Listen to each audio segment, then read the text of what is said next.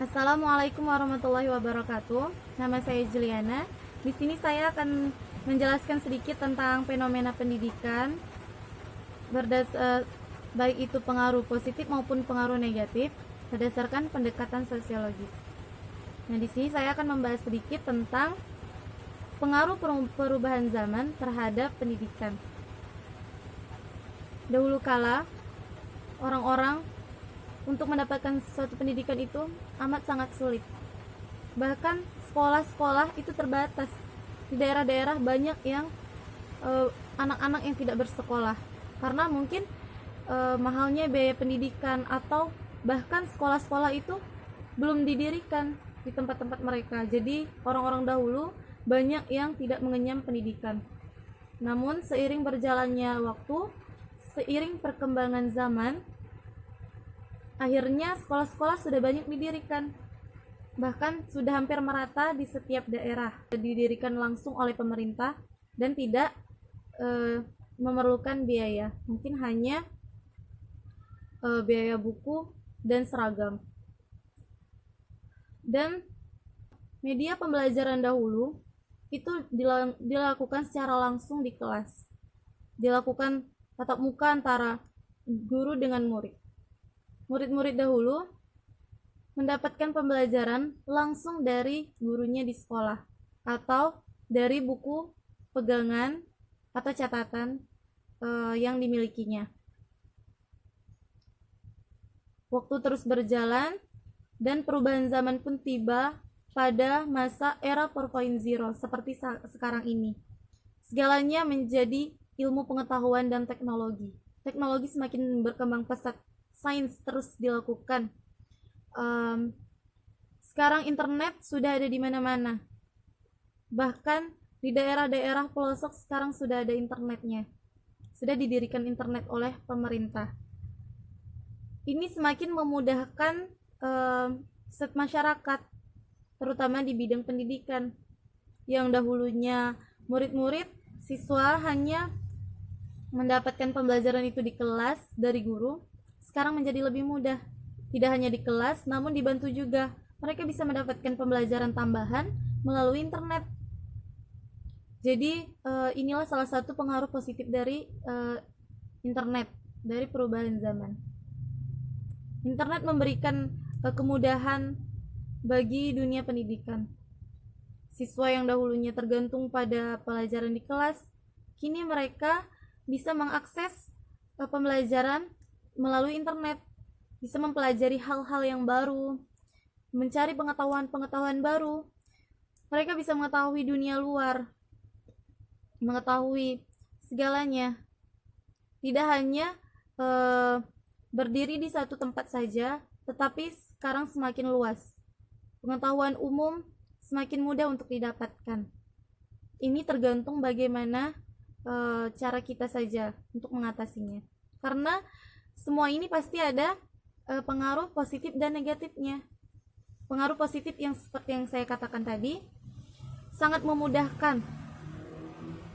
Yang dahulunya tidak tahu menjadi tahu. Yang dahulunya sangat sulit, bahkan untuk dibayangkan saja sangat sulit, tapi sekarang skalanya jadi mudah. Tentu ini sangat membantu di bidang pendidikan. Namun tidak terlepas dari itu, internet ini pasti juga memberikan dampak yang negatif. Apa saja itu? Seperti yang kita tahu, di internet itu tidak semuanya berisi konten-konten yang positif. Pasti ada yang tidak baiknya. Contohnya seperti apa? Mungkin tidak perlu saya sebutkan. Pasti kita semua sudah mengerti. Di sana sering berisi konten-konten yang tidak senonoh, yang tidak wajar untuk diperlihatkan, tidak wajar untuk ditonton. Kembali lagi, bagaimana cara kita untuk mengatasinya? Ini kembali kepada akhlak masing-masing. Jika merasa tidak dibutuhkan, ya tidak perlu dilihat, seperti itu. Namun apakah anak-anak bisa berpikiran seperti itu? Mungkin saja tidak, karena mereka ini jiwanya ingin mencoba, ingin tahu. Nah, ini kembali lagi kepada peran orang tua, bagaimana cara mendidiknya, bagaimana cara mengontrolnya. Sampai pada masa sekarang ini kita belajar melalui media virtual. Tidak hanya belajar, bahkan di bidang lain pun semuanya segalanya virtual. Ini semakin memberikan dampak.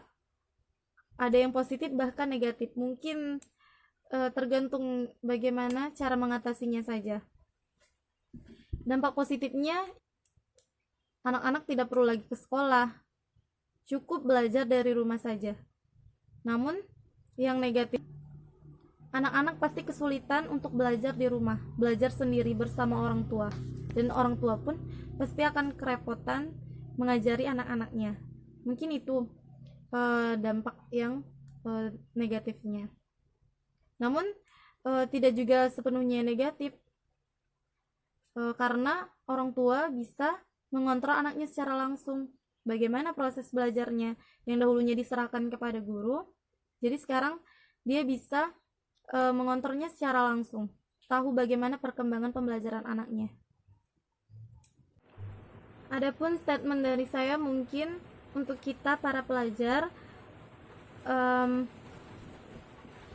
apapun itu, baik itu di bidang pembelajaran ataupun lainnya, tidak perlu mengeluh.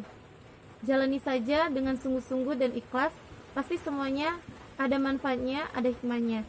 Anggap saja tugas-tugas yang diberikan, yang biasanya kita diberikan penjelasan terlebih dahulu, tapi sekarang kita mencari jawabannya sendiri atau menelaah itu sendiri.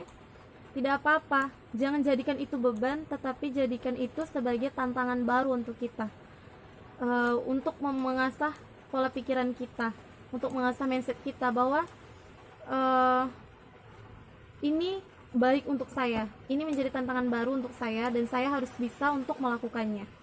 Mungkin seperti itu. Mungkin itu penjelasan sedikit dari saya. Terlebih kurang mohon maaf, yang salah datangnya dari saya dan yang benar datangnya dari Allah.